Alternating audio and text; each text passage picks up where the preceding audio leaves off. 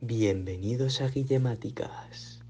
Hoy vamos a empezar una serie de vídeos en los que hablaremos de los números complejos.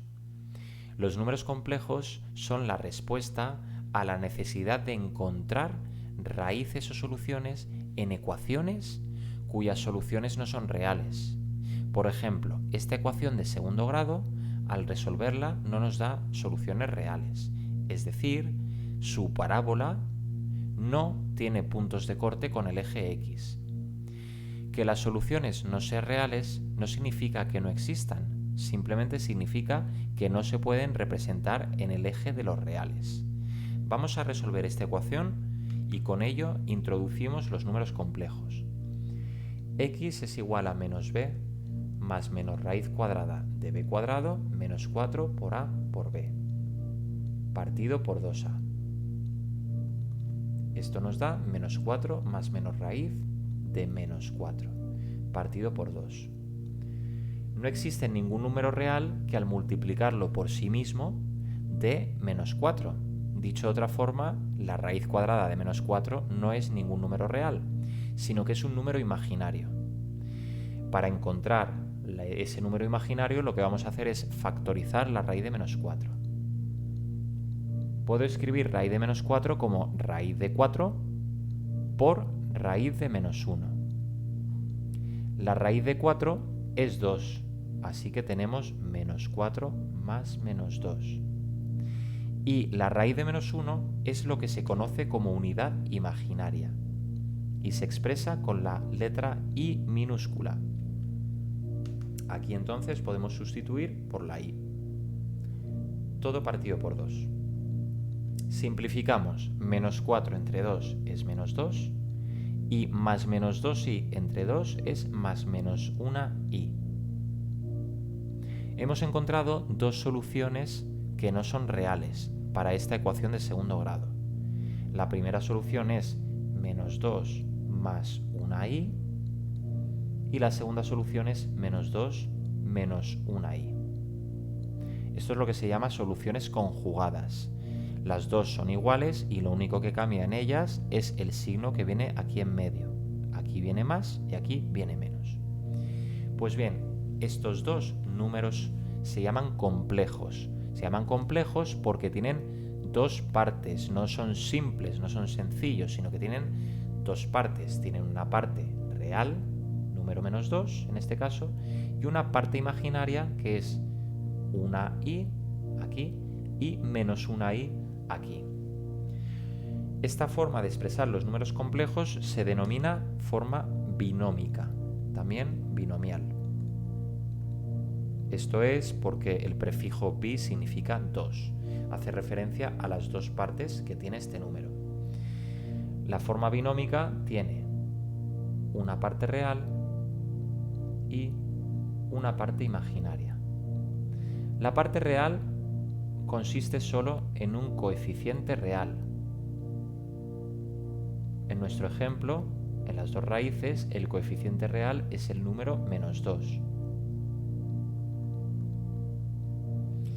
La parte imaginaria consiste en dos cosas. Por un lado, la unidad imaginaria, que siempre va a estar ahí, la raíz de menos 1, que hemos llamado i, y por otro lado, el coeficiente imaginario.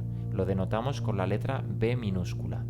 A pesar de llamarse coeficiente imaginario, porque está multiplicando la unidad imaginaria, la b es un número real también, pertenece a los reales. En nuestros casos tenemos más 1 multiplica a la i y menos 1 multiplica a la i. Así que los coeficientes imaginarios son más 1 y menos 1.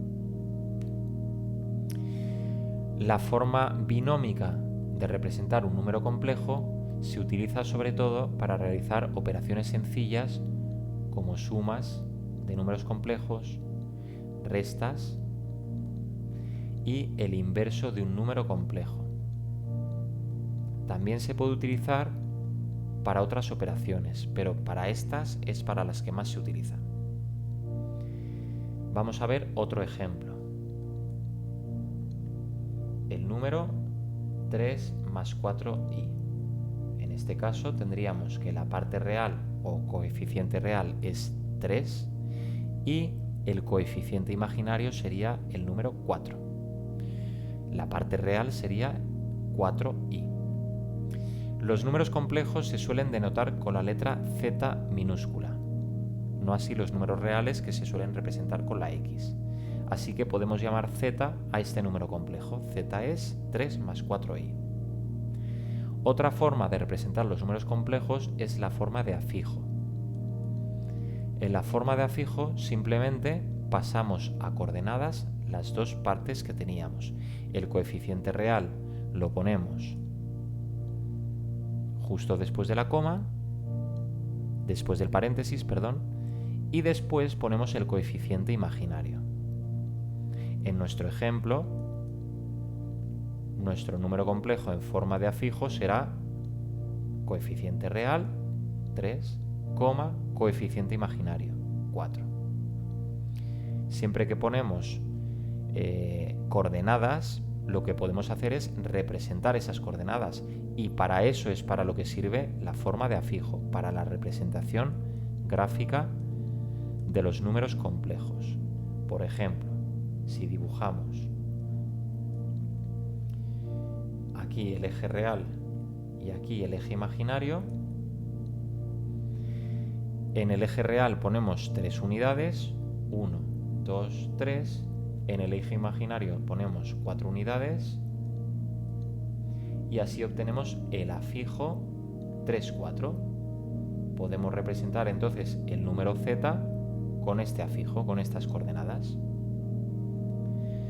Por cierto, si nosotros ahora trazáramos un segmento desde el origen de coordenadas hasta el afijo, podríamos dibujar también después un triángulo rectángulo con la proyección en el eje de los reales. Pues bien, la hipotenusa de este triángulo rectángulo es lo que se llama el módulo del número complejo. Dicho de otra forma, es la distancia que hay entre el origen de coordenadas y el afijo. Esto nos lleva a la tercera de las representaciones de los números complejos. Se llama la forma polar. La forma polar se representa con el módulo y como subíndice el argumento. Ahora pasaré a explicar cada cosa.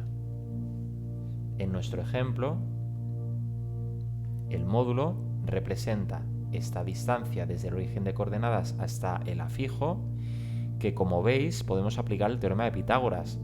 La hipotenusa al cuadrado es igual a el cateto al cuadrado más el otro cateto al cuadrado. En nuestro ejemplo vemos que las 3 unidades reales y las 4 unidades imaginarias nos permiten resolver la hipotenusa de este triángulo rectángulo. Por el teorema de Pitágoras tendremos que la hipotenusa al cuadrado será 3 al cuadrado más 4 al cuadrado. Pues bien, eso es lo que llamamos el módulo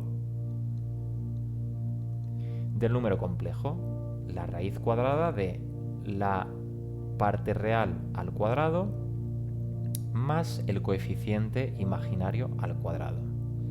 Es decir, la raíz de 9 más 16, que es 25, y esto nos da 5 unidades. Esto para calcular el módulo. Pero también he dicho que tenemos otra parte en la forma polar. Se llama argumento y se representa con una letra griega en minúscula. Yo he elegido alfa. El argumento es el ángulo que se forma en este triángulo rectángulo. Es este ángulo interno, alfa. Si repasamos las fórmulas de trigonometría, la tangente de alfa sería el cateto opuesto partido por el cateto contiguo. Es decir, el coeficiente imaginario entre el coeficiente real. Para saber entonces cuánto es ese ángulo, haremos la arcotangente de 4 partido por 3. Esto nos da aproximadamente 53 grados. Bien, ¿para qué sirve la forma polar? Pues la forma polar es muy útil para realizar operaciones como multiplicación de números complejos, división, potencias y raíces. Y nos queda una última forma de representar los números complejos. Se trata de la forma trigonométrica. La forma trigonométrica nos sirve de puente para pasar de la polar a las otras dos. Si en un ejercicio nos dan un número complejo en forma polar, nos dicen, por ejemplo, que tenemos z es igual a 5 subíndice 53, es decir, nos han dado este número en forma polar, 5 sub 53, podemos representar gráficamente el afijo o podemos pasar a forma binómica con una pequeña fórmula. Para ello lo que vamos a hacer es multiplicar el módulo, en nuestro ejemplo 5, por el coseno del argumento 53, y el seno del argumento 53. Con esta pequeña operación pasaremos de forma polar a forma de afijo. 5 por coseno de 53 es exactamente 3 unidades. Y 5 por seno de 53 es 4 unidades. Así que fácilmente hemos pasado de forma polar a forma de afijo y podemos así representar gráficamente el afijo de la z. También podemos pasar a forma binómica. En este caso sustituiremos la coma por una i. Es decir, 5 por coseno de 53 grados más i por el seno de 53 grados. Como 5 por coseno de 53 es 3, pues ya tenemos la parte real del número complejo en forma binómica. Y 5 por seno de 53 es 4.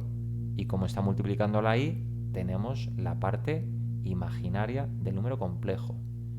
¿Veis lo útil que es la forma trigonométrica? Porque hace de puente entre todas las demás. En los próximos vídeos veremos cómo operar con la forma binómica, con la forma polar y cómo podremos resolver distintos tipos de problemas con todas estas formas.